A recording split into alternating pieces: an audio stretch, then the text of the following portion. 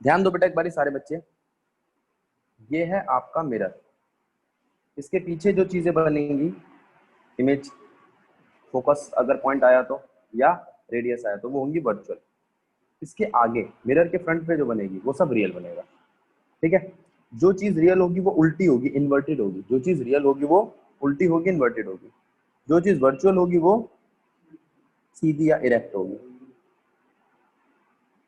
अभी इनकी पोजीशंस देखेंगे हम, जब रे डायग्राम बनाएंगे ना तब बहुत सारी पोजीशन देखेंगे तो ये और समझ में आएगा। चलो, अब मैं आपसे बात कर रहा हूँ रे डायग्राम्स की, तरह ध्यान देना सारे बच्चे।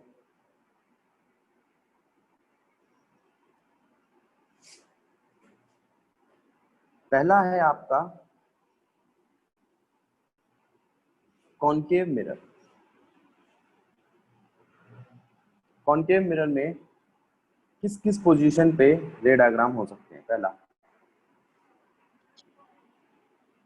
Between F and P.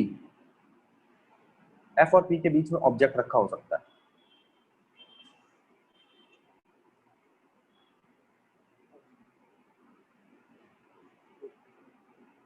ठीक है, तो देखो ये एक मिरर ले लिया है हमने,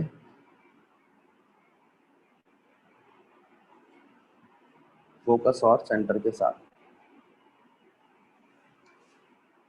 देखो, होल, फोकस, सेंटर।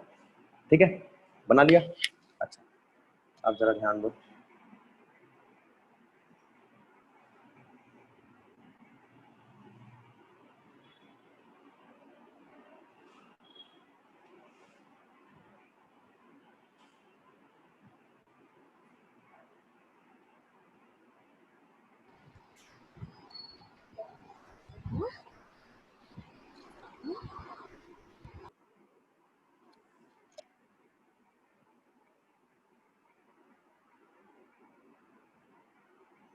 अब देखो, पहला, बिटवीन एफ एंड पी। अगर एफ और पी के बीच में आप ऑब्जेक्ट रखते हो, ये ऑब्जेक्ट है आपका, तो इमेज ऑब्टेन करने के लिए हम फिर से वही आपके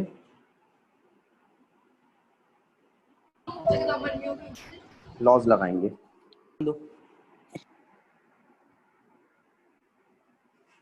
अगर इंसिडेंट रे पैरेलल है प्रिंसिपल एक्सिस से, तो उसकी रिफ्लेक्टेड रे फोकस से पास होगी। ये मैंने आपको बताया था अभी थोड़ी देर पहले। ठीक है, एक दूसरा, अगर कोई रे सी से पास कर रही है,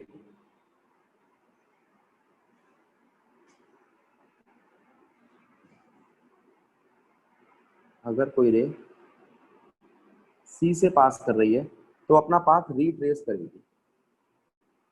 अब मुझे दिखाई दे रहा है कि ये पीछे जाके तो कहीं मिल नहीं रही, तो इसको यहां मिलना पड़ेगा।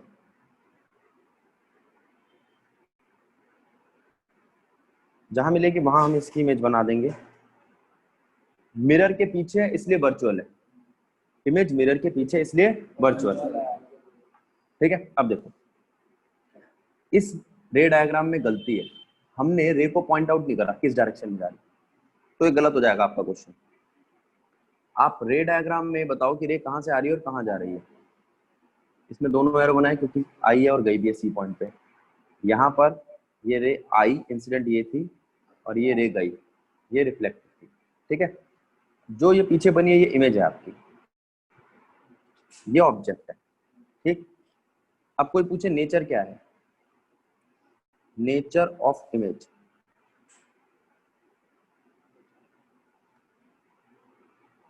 पहली बात, पीछे बनी है इसलिए वर्चुअल है, सीधी है इसलिए इरेक्ट है, बिहाइंड मिरर, मिरर के पीछे, और लार्ज, साइज इसका लार्ज है। ठीक है, ये चार बातें लिखी मैंने। अब अगर ऑब्जेक्ट एफ पे रख दिया जाए, सेकंड केस है एट फोकस, फोकस पे ही ऑब्जेक्ट रख दिया जाए तो इमेज कहां बनेगी?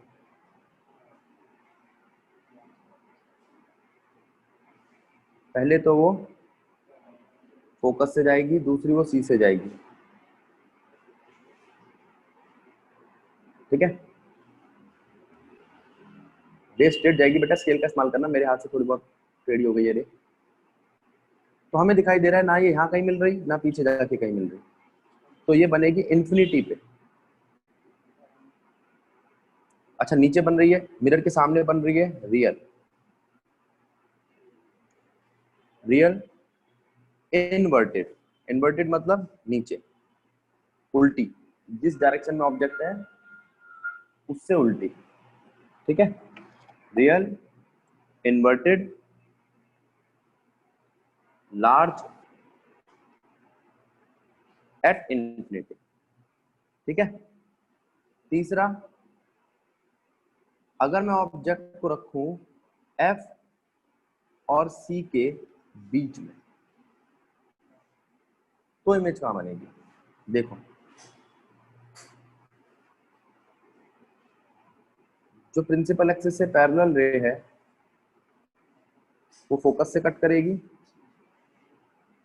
दूसरा ये हम कर सकते हैं कि एक रे ले जो फोकस से पास कर रही हो और उसे पैरेलल कर दें, ठीक है। तो जो इमेज बनेगी आपकी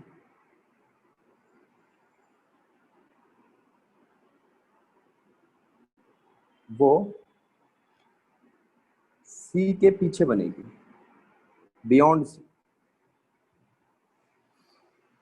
तो नेचर देखो क्या क्या है इसका, रियल बनेगी, इन्वर्टेड बनेगी, बियॉन्ड सी बनेगी, लार्ज बनेगी। चौथा केस, एट सी, अगर ऑब्जेक्ट को सी पे रख दिया जाए तो इमेज कहां बनेगी? फिर वही वो एफ पैरेलल रे एफ से कट करेगी और एफ से आने वाली रे पैरेलल हो जाएगी।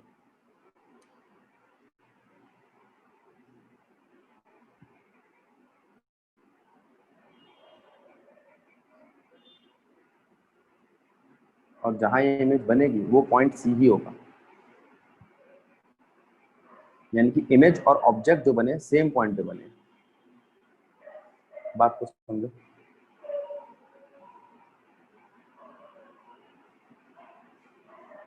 सेम हाइट के बने हैं,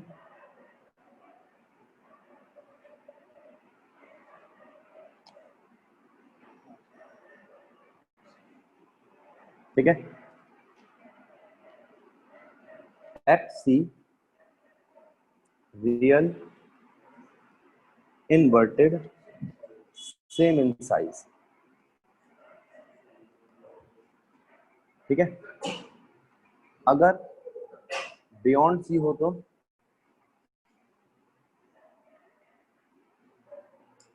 अगर ऑब्जेक्ट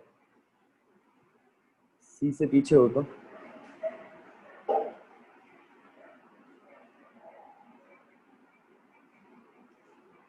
जो रे प्रिंसिपल एक्सिस से पैरेलल है वो एफ से कट करेगी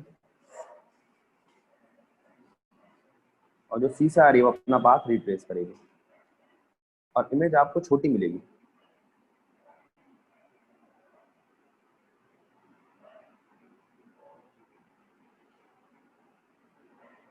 इमेज मिलेगी बिटवीन एफ एंड सी, ठीक है। स्मॉल इनवर्टेड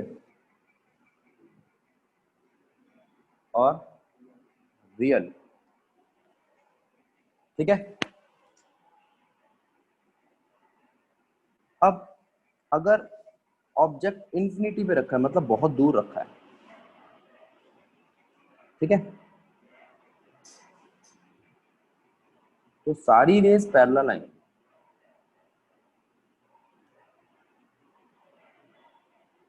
और ये जो रेज पैरेलल आएंगी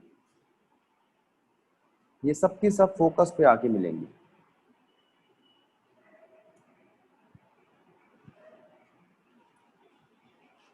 सारी रेस फोकस पे आके मिलेंगी।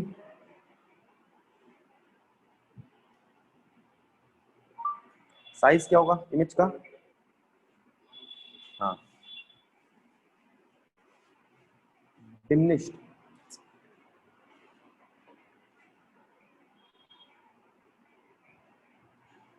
एट एफ, रियल और इनवर्टेड।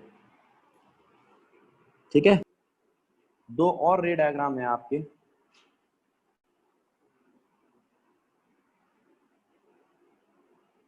कॉनकेव कॉन्वेक्स मिरर पे।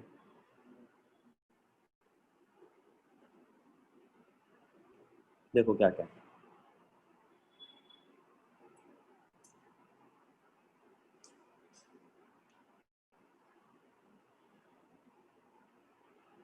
ऑब्जेक्ट को प्रिंसिपल एक्सिस पे कहीं पे भी रख दो आप, क्योंकि फोकस पे तो आप रख नहीं सकते। फोकस पे, सेंटर ऑफ कर्वेचर पे, वो तो सब पीछे है मिरर के।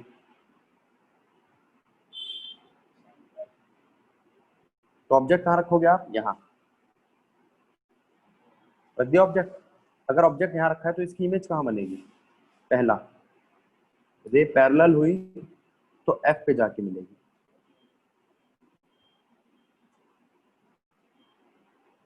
और अगर रे सेंटर ऑफ कर्वेचर पे जा रही होगी तो अपना पाथ रिट्रेस करेगी। पैरेलल होगी तो एफ पे जाके मिलेगी, और सी पे आ रही होगी तो रिट्रेस करेगी अपना पाथ। और ये छोटी सी इमेज बनेगी आपकी।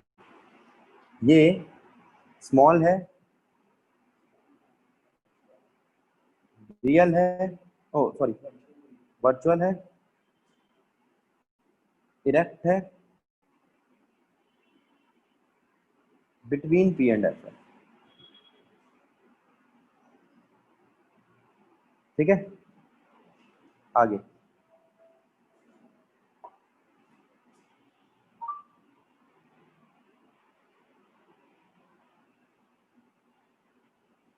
अगर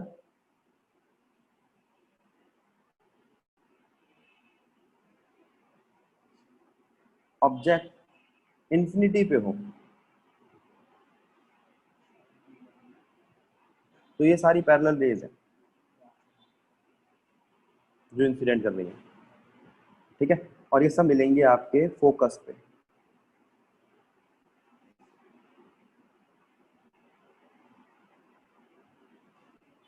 ठीक है, अच्छा एक चीज देखो, इसमें जो रेज है बाहर जा रही है, यानी कि डाइवर्जिंग नेचर का है।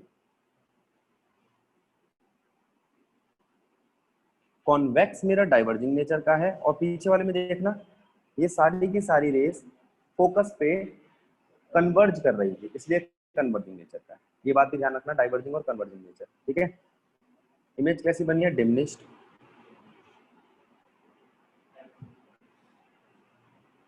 इन्वर्टेड, वर्चुअल वर्चुअल और इरेक्ट एट फोकस। ठीक है, अब मिरर के कुछ रूल्स देखो। पहला रूल, जो रेडियस ऑफ कर्वेचर है वो ट्वाइस होगा फोकल लेंथ का। और मिरर फॉर्मूला कहता है 1/f इक्वल होगा 1/b, यानी कि इमेज डिस्टेंस, प्लस 1/u, यानी कि ऑब्जेक्ट डिस्टेंस। ठीक है, तीसरा फॉर्मूला, मैग्निफिकेशन।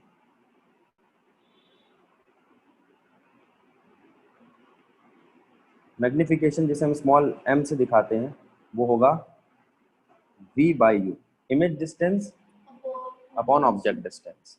ठीक है,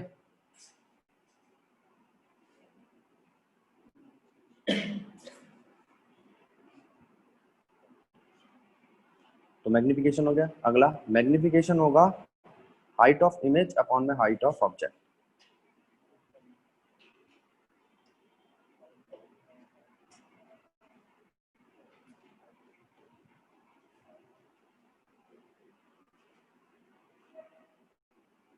ठीक है, तो ये वो फॉर्मूलाज है जो आपको न्यूमेरिकल करने में हेल्प करेंगे। Radius of curvature twice of focal length के इक्वल है। 1 upon focal length is equals to 1 upon image distance plus 1 upon object distance.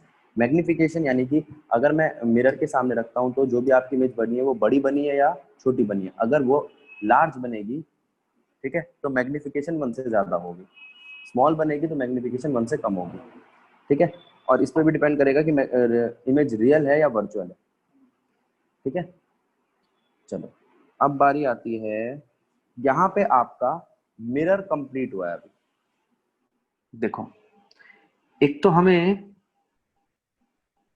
यहाँ पे ये दिया हुआ है, डायमीटर दिया हुआ है, यस सर। ठीक है। एक हमें दिया हुआ है रेजिस्टिविटी। क्या दिया हुआ है?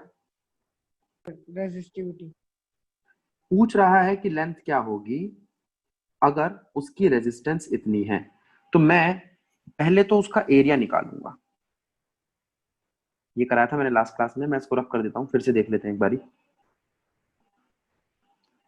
सबसे पहला काम क्या करूंगा मैं, पहले मैं उसका एरिया निकालूंगा। और मैं जानता हूं एरिया होता है पाई आर स्क्वायर, और रेडियस का डायमीटर के साथ एक रिलेशन होता है, रेडियस डायमीटर का हाफ होता है। अनस, इतनी बात समझ आई?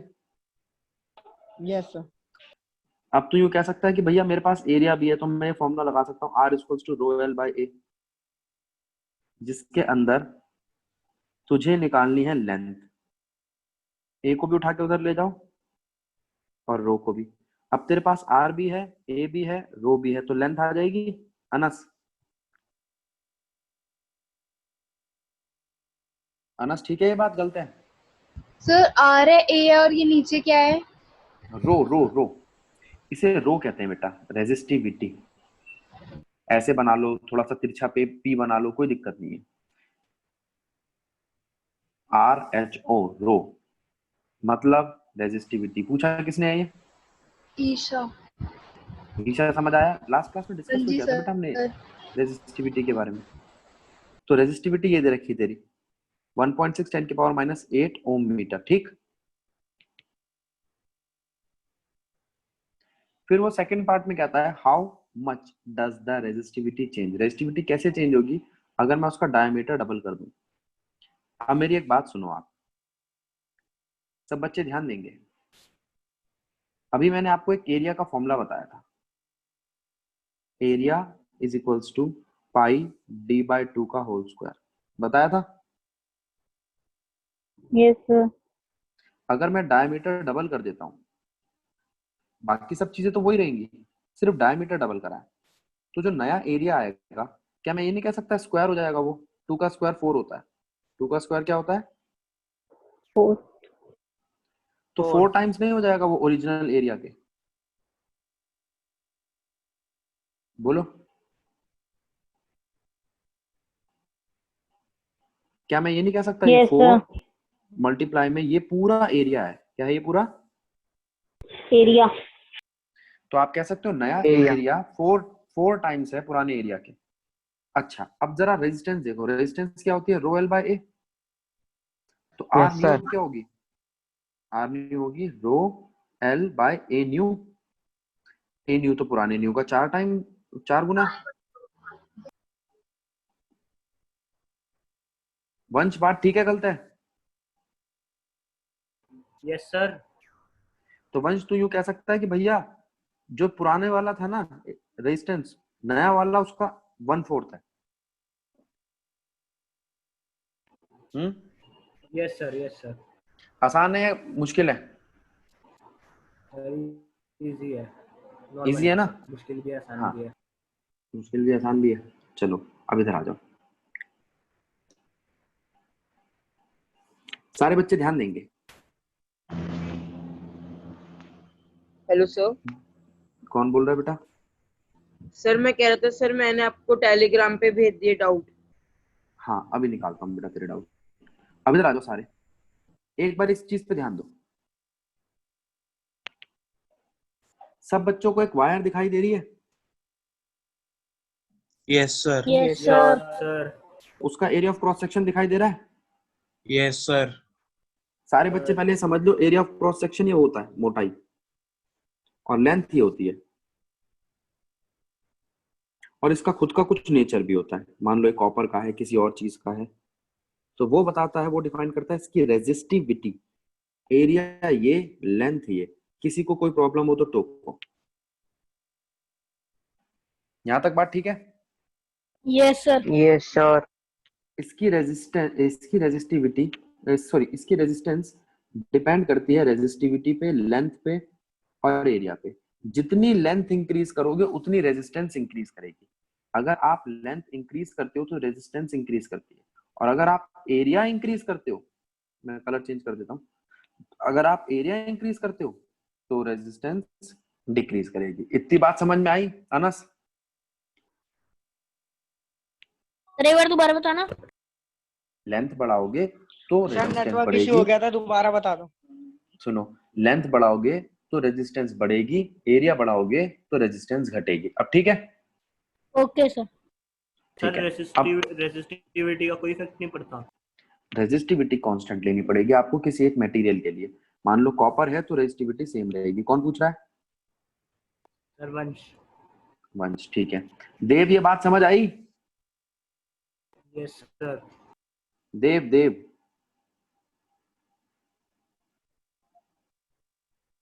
देव, बात समझ आई? सर उसने लेफ्ट कर दिया। ठीक है।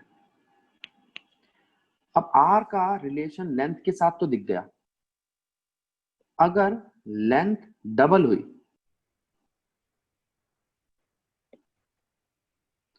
तो रेजिस्टेंस भी डबल होगी। सर आई थी बात समझ में। कौन पूछ रहा है? बात समझ में सर, जो पूछा था। कौन? देव बोल रहा है? हाँ सर। बेटा तू गायब क्यों हो जाता है? सर वो पता नहीं क्या हुआ है फोन में, अचानक से ये हट ही गया स्क्रीन से। चलो कोई नहीं। अगर चला लेंथ गया। ट्रिपल हो जाए तो, अगर लेंथ ट्रिपल हो जाए तो रेजिस्टेंस ट्रिपल हो सर। जाएगी। Yes sir. Yes sir. और अगर लेंथ 1/nth टाइम हो जाए, मतलब कितनी भी, 1/3 हो जाए, 1/4 हो जाए, 1/6 हो जाए, तो रेजिस्टेंस भी 1/nth टाइम हो जाएगी। Yes sir. Yes sir. सीधा सीधा रिलेशन है, कोई दिमाग लगाने की जरूरत नहीं है। ठीक। अगर रेजिस्टेंस का एरिया के साथ रिलेशन देखो तो, इनवर्स। अगर अगर रेजिस्टेंस, ठीक है, अगर एरिया डबल हो जाए तो सर हाफ हो रेजिस्टेंस भी जाएगा। डबल हो जाएगी। हाफ हो जाएगा। वंश, अच्छा सर एरिया तो हाफ हो जाएगी। सॉरी। हाँ, यस बोल रहा। अगर एरिया हाफ हो जाए या 1/3 हो जाए,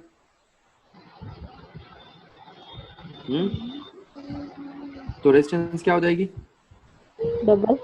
डबल क्यों? हाफ होगा। वाह, वाह भाई वाह, सारे समझदार हैं यहाँ पर। अरे 3 गुना हो जाएगी, थ्राइस। आर बाय नहीं सर, जब डबल होगी तब बोल रहा, हाफ होगी तब बोल रहा। नहीं भाई, हाफ पे तो डबल हो जाएगी, लेकिन 1/3 पे क्या होगी? 3 टाइम्स। ट्रिपल। ट्रिपल। हाफ होगी तो डबल हो जाएगी, ये ठीक है। अगर एरिया 1/5 हो जाए तो सर 5 टाइम्स हो जाएगी। 5 टाइम्स हो जाएगी जाएगी। 5 टाइम्स। अब मैं आगे ना दूं ना कोई एग्जांपल, समझ गए ना सारे बच्चे? Yes Chitra sir. समझ गई?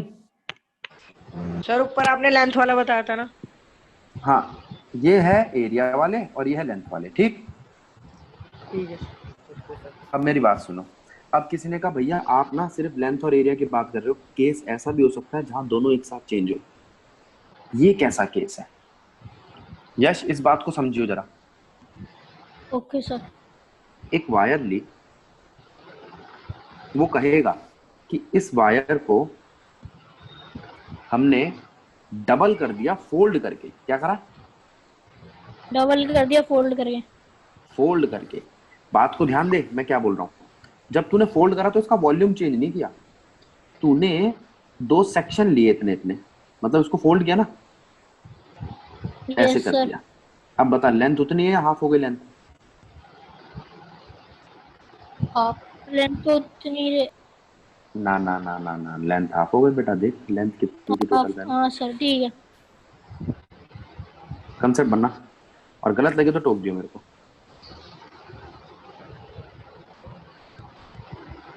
एरिया डबल हो गया। बता एरिया क्या हो गया डबल हो गया, और लेंथ क्या हो गई? हाफ हो गई। सब बच्चों को ये बात समझ आई? Yes sir. तो रेजिस्टेंस पे तो फर्क पड़ गया, क्योंकि रेजिस्टेंस तो लेंथ पे भी डिपेंड करती थी और एरिया पे भी। बोलो। सर एरिया कैसे Yes, sir. डबल हो गया? एरिया डबल हो गया ना बेटा, यहाँ पर भी एक एरिया था, मैंने डबल लिखा नहीं, अच्छा सॉरी, ये लो डबल हो गया। पहले देखिए एरिया था ए। हाँ कौन जी। पूछ रहा है पहले बताओ? ईशा। ईशा। ईशा देख, पहले एक एरिया था एक एरिया था, तो अब डबल नहीं हो गया टोटल? सर लेकिन जो ये ऊपर वाला एरिया है वही तो हमने इसे नीचे लाए हैं, वही वाला एरिया। हाँ तो वही तो भाई, पहले ये था एरिया तेरा, इतना मोटा था ये, अब इतना मोटा ऊपर भी और इतना मोटा नीचे भी, तो डबल नहीं हो गया? फिर ठीक है। ठीक है। ठीक है। अब देखो सारे बच्चे ध्यान देंगे, आर क्या था? आर ओल्ड, पुराना आर क्या था? रो एल बाय ए, और नया आर क्या है? अब रो एल नया है, एल डैश और ए भी नया है। एल क्या है? डैश एल है आधा, एल क्या है? L/2 और एरिया क्या है? Double double. तो देखो, तो आंसर क्या आएगा?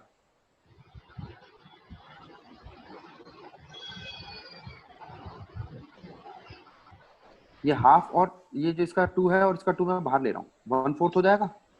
यस सर, ये क्या है? ये पूरा यस सर, ये सर ये R है जो ओल्ड R था। वेरी गुड, तो 1/4 हो गया। अगर Yes, आप sir. Yes, length sir. आधी करते हो और जो मटेरियल है यानी कि उसका वॉल्यूम उतना ही रखते हो, तो एरिया डबल हो जाता है, और जो भी चीज करी थी आपने उसका स्क्वायर दिखाई देता है। लेंथ हाफ करने पे आंसर हाफ आना था, लेकिन उसका स्क्वायर 1/4 आया। अगर लेंथ आप 1/3 कर देते तो 9 टाइम्स आता। कितना आता? स्क्वायर आता। क्योंकि दोनों चीजों पे असर पड़ा है, एरिया पे भी असर पड़ा है। ठीक है, बोलो अनस। Yes sir. सर वो 1/4 क्या था? नया रेजिस्टेंस। अब देख इस वाले क्वेश्चन को देख, Okay, ये sir. दिखाई दे रहा है तेरे को वायर? Yes sir. अगर मैं इसको काट के आधा कर दूं तो उसकी लेंथ हाफ हो जाएगी। ओ नो, उसकी तो एरिया हाफ हो गया। एरिया एरिया ऑफ कारस्तानी कर ले। क्रॉस सेक्शन हाफ हो जाएगा सर। हाँ एरिया हाफ हो एरिया हाफ हो जाएगा। जाएगा, एरिया हाफ हो जाएगा। इसका ओरिजिनली जो एरिया था वो 2 हिस्सों में बढ़ जाएगा, आधा आधा हो जाएगा। एरिया तो हाफ हो गया, लेकिन इसी को मैंने हाफ करता, मैंने इसको खींच के हाफ करा है, इसका मतलब इसकी लेंथ डबल हो गई। Yes sir. 2 टुकड़े हो गए ना। तो ये दोनों पीस Yes, ऐसे दिख sir. रहे हैं मुझे। सारे बच्चे देखो, अब मुझे दोनों पीस ऐसे दिख रहे हैं, पतले पतले, लेकिन दोनों एडजेसेंट लगा दिए मैंने, तो लेंथ डबल हो गई। Yes, sir. Yes, sir. Yes sir. पहले ओरिजिनली लेंथ क्या थी? L एल थी। L dash न्यू अब वाली कितनी है? L dash L dash 12. बस अब डराओ मत मेरे को। तो एल डैश हो गया है 12, एरिया हो गया है आधा, तो रेजिस्टेंस जो है ना आपकी नई वाली वो हो जाएगी rho L dash by A dash, यानी कि रो 12 बाय ए बाय 2 का ए बाय 2। तो आप कह सकते हो भैया नीचे वाला जो 2 है नीचे से ऊपर चला जाता है, इतनी मैथ तो आती होगी आपको। Yes, sir. सर 4 टाइम्स हो जाएगी। बस ये क्या हो जाएगी? 4 times. times अब बताओ, अब समझ में आया अनस की अब भी नहीं आया? यस सर, अब आ गया पूरा। बस ये है तुम्हारे लेंथ एरिया, सब कुछ बता दिया अब तुम्हारे को मैंने। ठीक, बोलो बोलो बोलो। लेकिन बच्चे ध्यान देंगे, और वंश बात कर लेगा। वंश, यस सर। रिफ्रैक्टिव इंडेक्स क्या है? कभी सुना है? नहीं सर, ये नहीं पढ़ा मैंने। कोई बात नहीं, रिफ्रैक्टिव इंडेक्स का मतलब है एक कांस्टेंट जो यूज करते हैं हम डेंसिटी ऑफ मीडियम को समझाने के लिए। क्या समझाने के लिए? Density of medium. अब जरा ध्यान दो।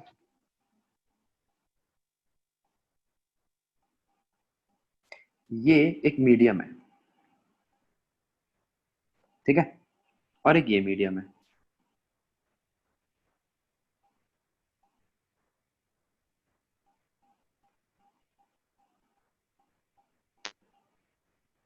दो मीडियम दिखाई दे रहे हैं आपको, एक ग्रीन कलर का और एक व्हाइट कलर का। यस ठीक है, सर। एक ये मीडियम है,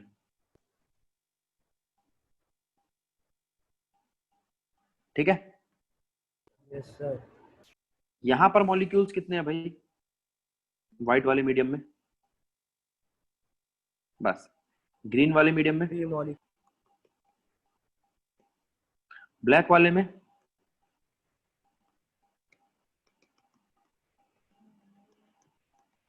अब वंश बताएगा किसमें इसको मॉलिक्यूल ज्यादा दिखाई दे रहे हैं। सर सॉलिड वाले में, जो थर्ड वाला है, ब्लैक वाला। थर्ड वाला। तो बेटा यहाँ पर जाते हुए तो यूं कह सकता है भैया डेंसिटी बढ़ रही है मॉलिक्यूल्स की। Yes sir.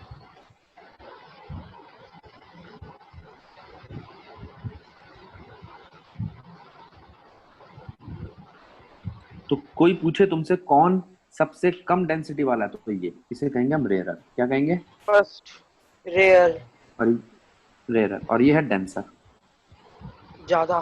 ठीक है। हाँ, सबसे ज्यादा डेंसर और बीच वाला मॉडरेट, ठीक। तो रेयरर डेंसर तो मतलब समझ गया। Yes sir. तो तू यूं कह सकता है कि भैया रेयरर और डेंसर में किस चीज का फर्क है? उनके रिफ्रैक्टिव इंडेक्स का। तो जो रिफ्रैक्टिव इंडेक्स है ना, इसको ना एन से दिखाया जाता है। किससे दिखाया जाता है? इनसे। तो एन जो होता है ना रेयरर का, वो कम होता है डेंसर से। ये बात ठीक है? Yes Yes, sir. sir. Yes, sir. ठीक है, आगे बढ़ रहा हूं मैं। अब मैं तेरे से ये कहूं कि अगर रिफ्रैक्टिव इंडेक्स यानी कि एन रेयरर और डेंसर का कंपेयर करें तो पता चल गया। लेकिन अगर मैं बात करूं किसी मीडियम की, जैसे वैक्यूम की, एयर की, वाटर की, ग्लास की, डायमंड की, तो उसका मतलब क्या है? सर इनकी कुछ किसमें? कांस्टेंट, इनकी कुछ कांस्टेंट वैल्यू, जैसे इसकी ये है, इसकी ये है। तो यूं कह सकता है भैया एयर और वैक्यूम तो लगभग बराबर ही है।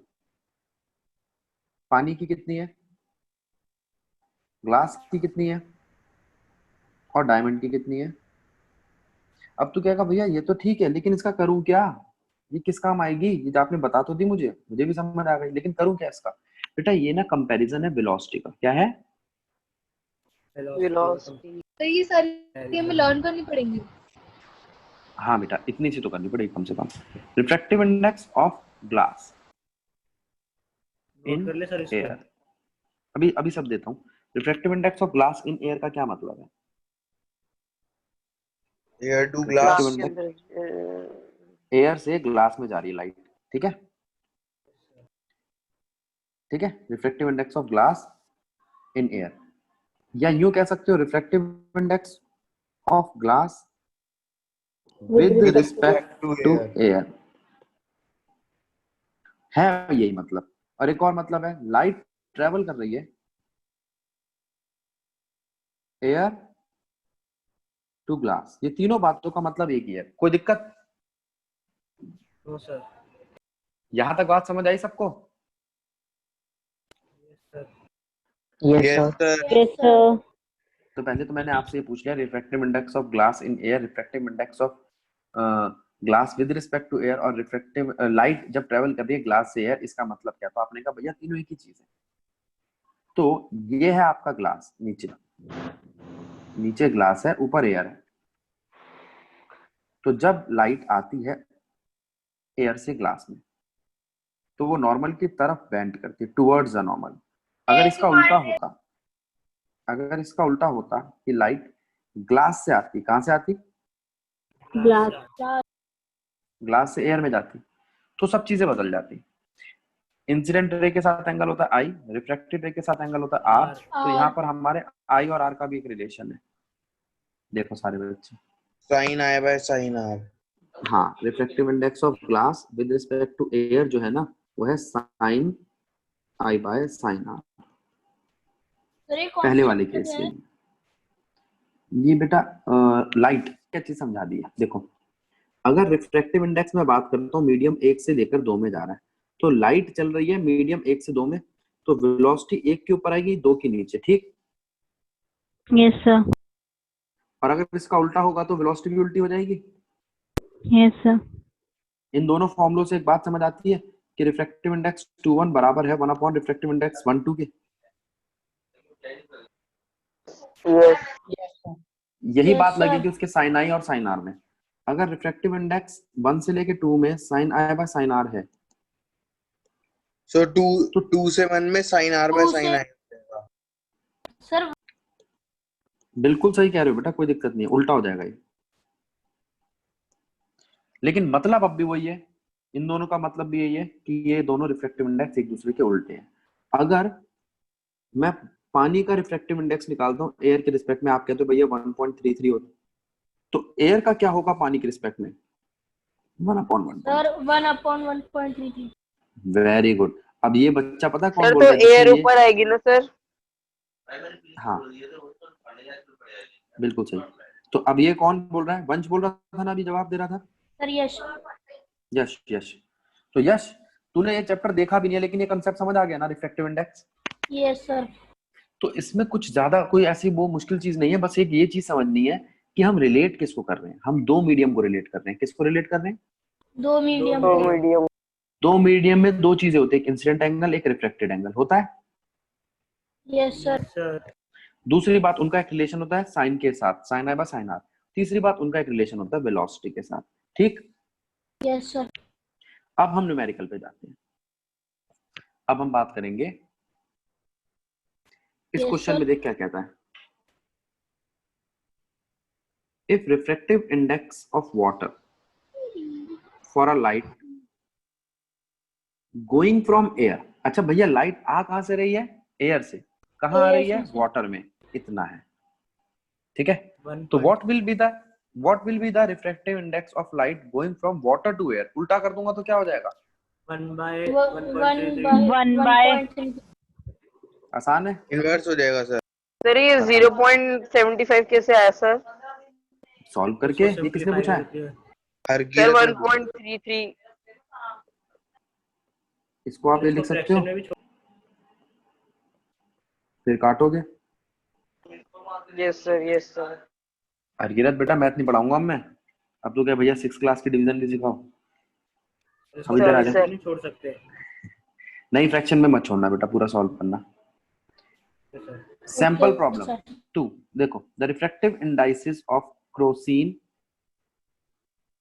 टर्पटाइन और water is this and that, ठीक है। हमारे पास तीन चीजों के उसने रिफ्रैक्टिव इंडेक्स दिए, ठीक है भैया, मान गए।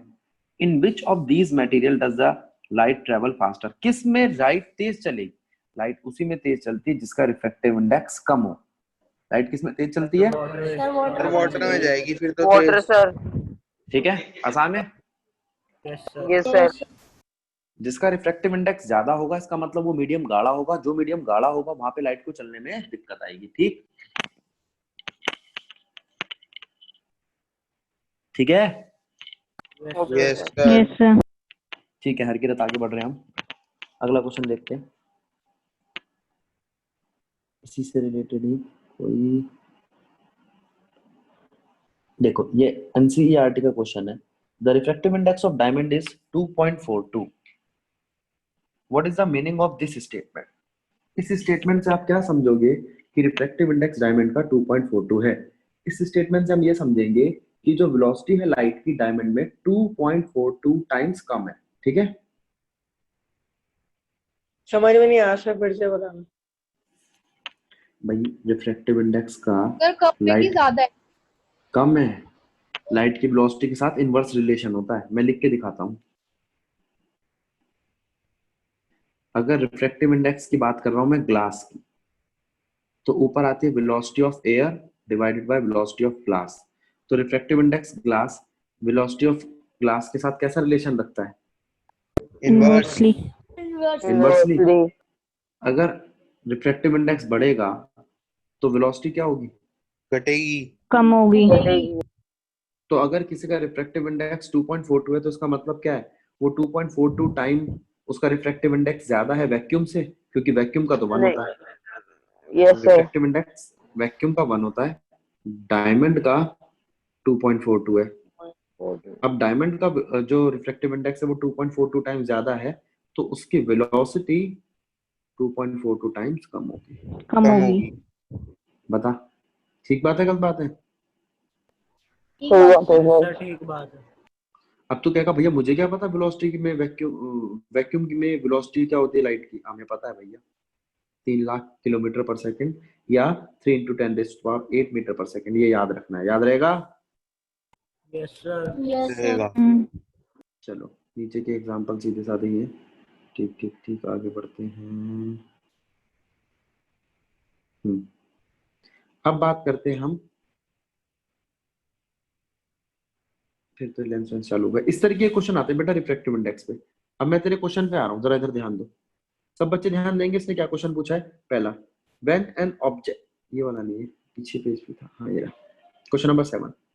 अ converging mirror of real height, height दी हुई है 4 सेंटीमीटर, हाइट ऑफ ऑब्जेक्ट भी दी हुई है, इमेज और हाइट दोनों का दिया हुआ है, तो हम मैग्निफिकेशन निकाल लेंगे। मैग्निफिकेशन निकल जाएगी सर।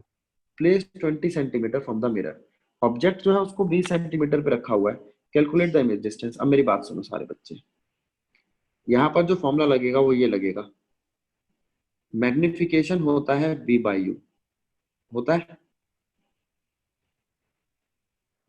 और वो V/U इक्वल होता है HI/HO। HI/HO।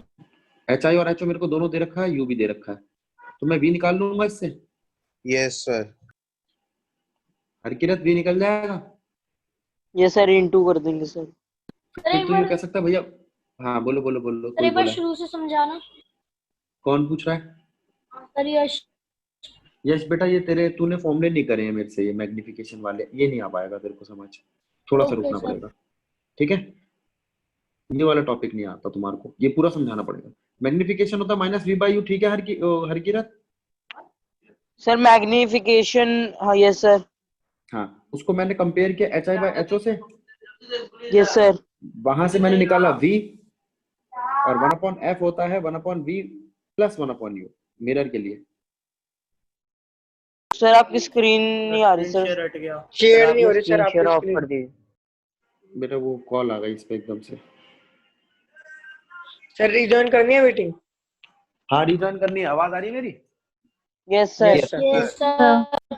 रीजॉइन करो बेटा, ये नेटवर्क गड़बड़ हो गया, 1 मिनट को। Okay sir. Okay sir. ये तो क्या है? सर आप मीटिंग एंड कर दो ना।